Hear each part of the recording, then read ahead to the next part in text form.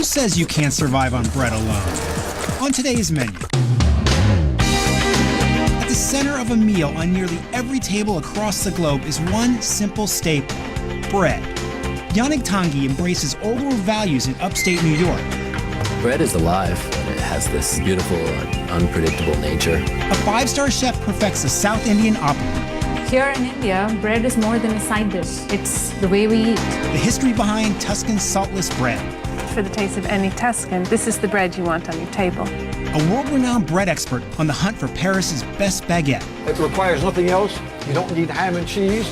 You don't need jelly.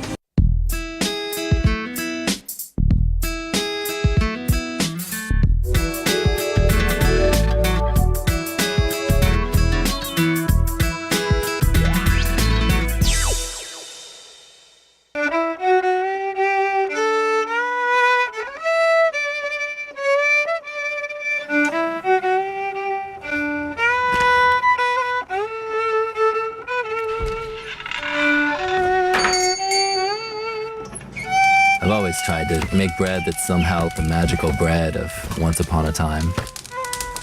Dreaming about the way you want your bread to come out, the way it should taste. Bread is alive, and it has this beautiful, unpredictable nature. The art of baking bread is sort of like magic. All of a sudden, this thing comes to life. How do you know it's these little microorganisms, and does it really matter? My name is Yannick Tanguy. We're in Crown Point, New York, on top of Buck Mountain. 1, 2.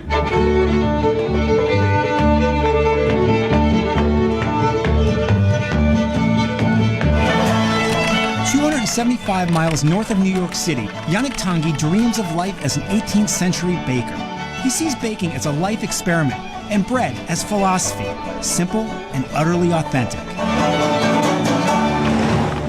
I have a little bakery on Main Street, right in the middle of town. When I was little, I loved bread. I always missed the bread when I came back from visiting my grandmother in France. I started trying to bake bread when I was little, and one thing led to another, and I found myself as a baker. So, really the way it works is there's yeast in the air. It's on all fruits, it's on everything. In a pound of flour, there will naturally be about 15,000 or so beneficial yeasts and bacteria. Even if you just start with good flour, and it has to be spring water. If it has any chlorine at all, it'll take much longer. In a day, if you just mix flour and water together, the next day it'll bubble up and you'll be on your way.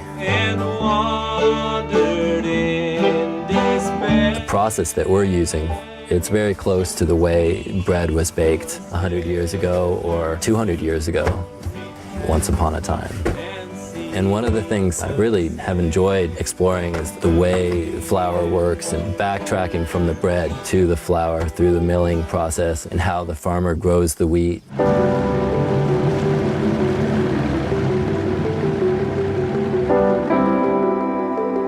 The old-fashioned way of harvesting the wheat and planting the wheat is much different, obviously, than the modern way. Now this field here we're coming into is soft white winter wheat and hard red winter wheat on the upper side. I've been buying wheat from Ken Van Hazinga for years now. Soft white is actually redder appearing at this stage of its growth, where this still has a lot of green and is light yet, because this will be probably 2 weeks later maturing.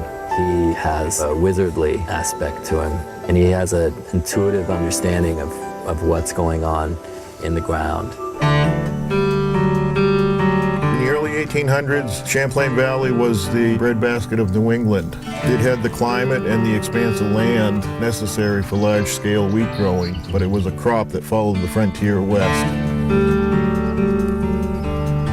These are the wheat berries that are still green. Squish them, you can see that they're still a little bit damp. Basically it's dough because it's the starch mixed in with water. When it's ready to be harvested, you can use the old standby and just put some in your mouth and chew it. And when they crunch, you know they're ready. Now they're just wicked soft. Sometimes I think people get tired of the old way of doing things and they want to improve. They want to come up with a newer, better way. And sometimes I think it's just a newer way and not necessarily a better way. Just to have the diversity, because that's what it's all about. I mean, this looks like a bank of weeds and stuff, but there's all kinds of flowers in there for insect pollinators. Oh, really? That's why the bees go nuts over them. And you just let that happen the way nature intends it to? Right. So anytime you have a variety of species, it's a good thing. Now, what's this? It's some kind of a rogue wheat. This apparently is spelt. What I might do is hand harvest this and plant it out separately just to see what it does.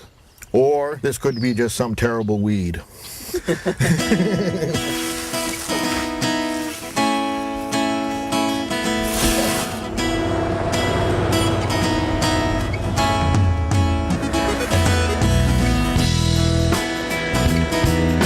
We have a stone mill.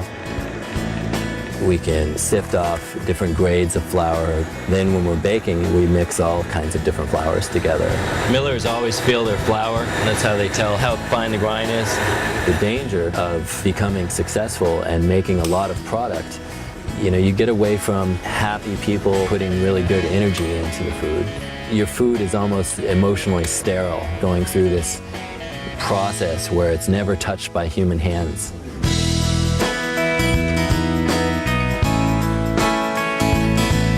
Big agribusiness, big tractors, machines need a certain conformity to work well in that process. It's like the old saying, simplicity is beauty.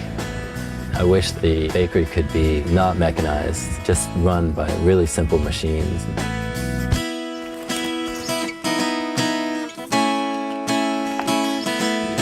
This wheat tastes pretty good. It's kind of sweet. That's a good bite to it. Maybe this is just a romantic notion, but it's what I think.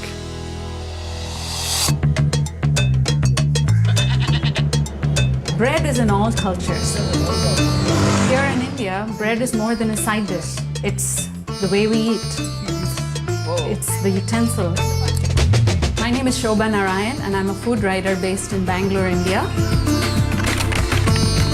The breads of India are as rich and varied as its culture. Made on a stovetop and often without yeast, these flatbreads are created from a variety of Eastern grains native to the continent.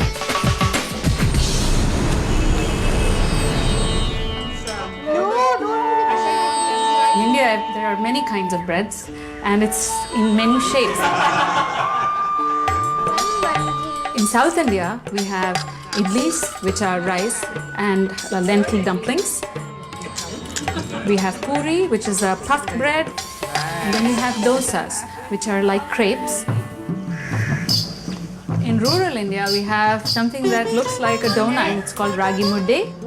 And then you have the rotis, which are the North Indian breads. You have parathas, which are stuffed rotis. And a really special paratha, one of everybody's favorites, is a Malabar paratha. It's made with this dough that is rolled into itself like a spiral. And then it's rolled out. And it's laden with lots of butter and ghee. And when it comes off the griddle, in order to enhance the layers, the chef sort of puffs it up with his hands. Everybody loves it. It's flaky and white and has many layers, and it's yummy. At the Windsor Hotel in Bangalore, five-star chef Vijay Malhotra reveals the technique behind one of the most unique Indian breads, appam. The appam is sort of a funny, wobbly bread. It's shaped like a Mexican sombrero, and it was fermented traditionally with the liquor that comes from the coconut tree. What defines a good appam is that it has to be feathery on the top and dense in the middle. There's so much to discover in this cuisine. We used two types of rice in this. One is raw rice or the dosa rice, and the other rice, now this is the boiled rice. And then we add another 100 grams of dal to it. I will soak this entire thing, then I grind it. I'll mix it up with sugar, salt, and this is the coconut milk which is going in. It's going to make the product a little more airy. And So it'll this make is it light. Yes, it'll make it light. Yeah. Okay, voila. My batter is ready here. See, to make it a soft center, I'll just take a wee bit of extra tablespoon of batter into my ladle. Okay. Yeah, see, this is the best. See how I go like this? The way he tosses it. And the little batter which Yeah, is that settles down at the bottom. That's what makes it sweet. Oh, wow. So now the center is cooked. Yes. See how easily it's been coming off? Oh, this looks lovely. Just look at the brown. There you've seen one of the most simple things. It's really good. It's good. Some traditional masalas, some spices. Traditionally, what I'll do is I'll just sprinkle a little on top of the appam, just put a little ghee on top and have it. It's more sweet. In every culture, bread is the food of life. You're doing well. You're doing very good. You want to try? And so it is in India. That's it. That's it. This actually turned out quite well. Yes. Tuscan bread is one of the culinary items of which Tuscans are proud. In fact, they talk about olive oil, wine, and bread being the holy trinity of Tuscan food. I'm Lori DeMori, a food writer based in Tuscany. The foundation of a Tuscan meal is bread. Rustic and hearty, Tuscan bread perfectly complements the region's robust cuisine and inspires a local specialty, panzanella, Tuscan bread salad. We are in the hills above a town called Loro Ciufena. Although the village is tiny, many people come through here. They stop at Varis's shop, have sandwiches made, and take them with them on their travels. Buongiorno, Varis. Buongiorno Lori, ciao.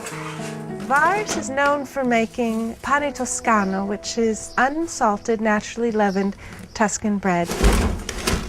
Tuscans refer to their bread as sciocco. It means saltless. And much of the cuisine is so salty that it's considered to be a perfect balance. Perfetto. Iniziamo. Allora, cosa abbiamo qui? Oh, questa è la pasta madre. Okay, this is the mother. This is called the mother. Autore di lievitazione. Varis, like all traditional bread makers, doesn't use commercial yeast. This has been rising for overnight. This mother's 7 years old. It's the same idea as yogurt, where there's a culture added to milk. With the mother, the yeast, which is nurtured along every day, every time bread is made, will help the flour and water mixture rise.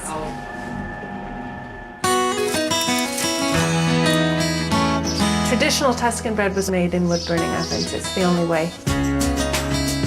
They always bake bread with the wood from these mountains up here. Chestnut's a favorite, also oak. You might imagine that you would only use wood like this to start a fire, and then you'd put in bigger pieces. In this case, this is all he'll use. Cioè la forma della cupola. Because if you use big pieces of wood, you'd have the floor of the oven overheated and the ceiling of the oven not heated enough. Bread that's cooked in this oven is going to have a much thicker crust. Beh, io sono nativo di questi In paesi. some ways, Varis didn't choose so much the life of the baker as the life of living up in this little village. So the dough has risen for 20 minutes, and he's going to start making the individual balls.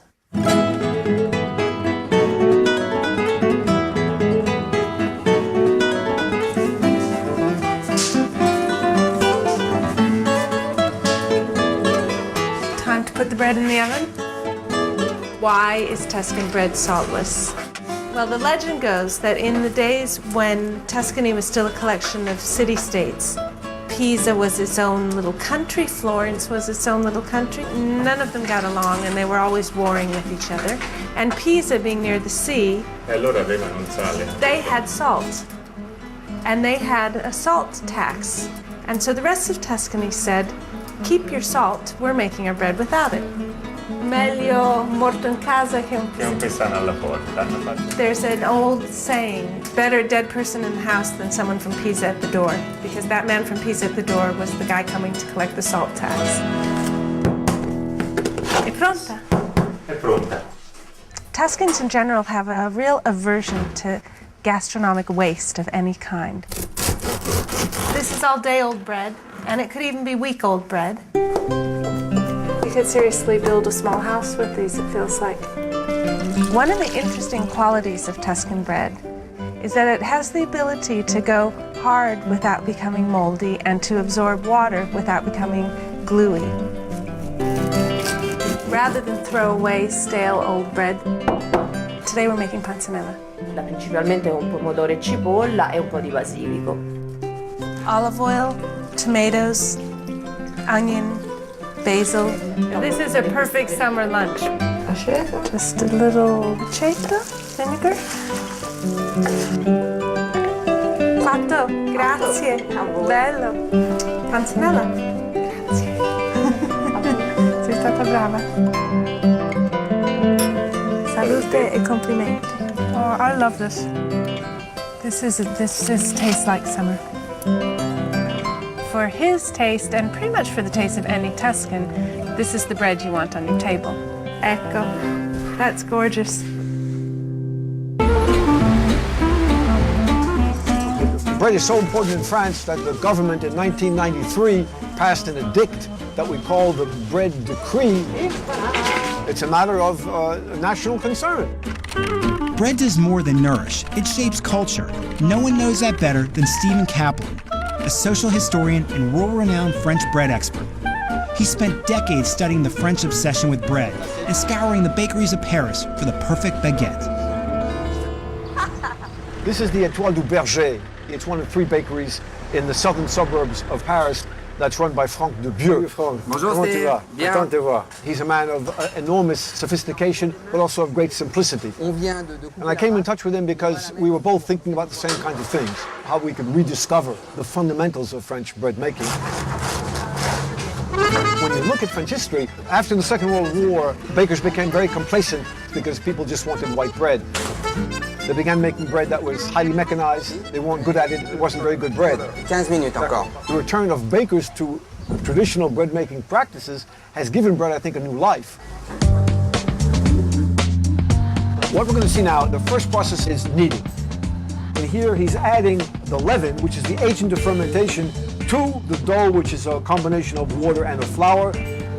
Most bakers use yeast. 95% of all the baguettes in France today are yeast-based baguettes, and some of them are very good. But Franck has gone back. Franck uses liquid leaven, and it has these multiple strains of microorganisms. There are literally tens of millions of bacteria and fungi that are now going to be doing the job, creating the gases that are going to give life to this flour and water. After the kneading is done, you're ready for the long first fermentation, which is the geyser of all the tastes and all of the aromas. That's the name of the game. That's the ball game.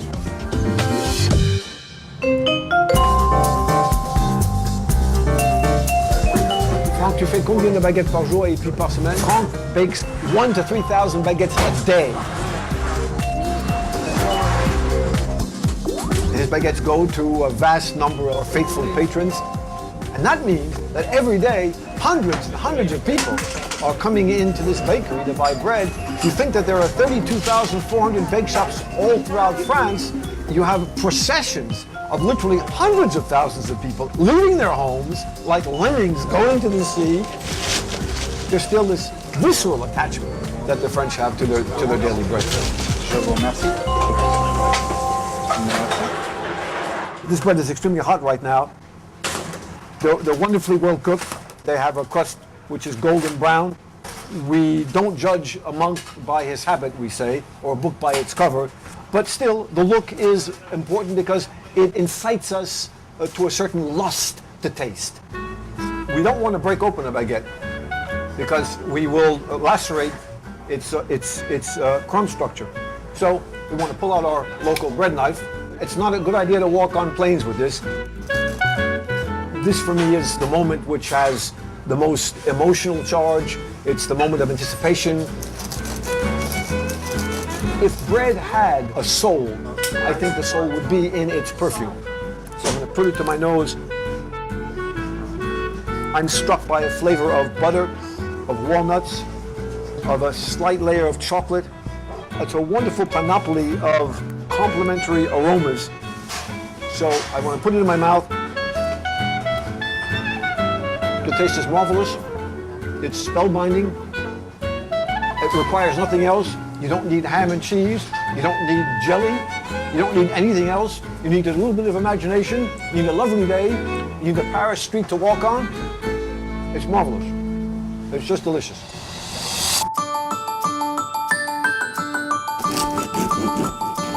Most Italians wouldn't consider a meal complete if bread wasn't on the table. Salute e complimenti. Bread is a part of the daily meal, but it's also part of celebration. Bread is intrinsic. Here you've seen one of the most simple things. I spoke once with a bread engineer. He came to this little shop. He'd done quite a bunch of work for a large-scale factory-style bakery. He said what he loved most about his work was that no matter how much they tried to make this process fit into this production line, somehow the yeast always foiled them. They could never quite get it to behave. You know, I think that's beautiful. Okay, Pasco. Allez, monsieur. Once upon a time, in this area, you know, there weren't really farmers markets. People would deliver products with horse and wagon. I've had some interesting conversations with some old-timers that remember that. Hello, Mr. Deverander. One for your neighbors as well.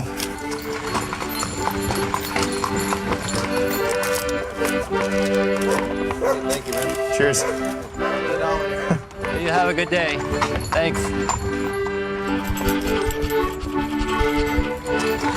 Forensic science takes us one step closer to understanding the strange killings in the animal kingdom. The brand new series of Predator CSI, Wednesday on the National Geographic Channel.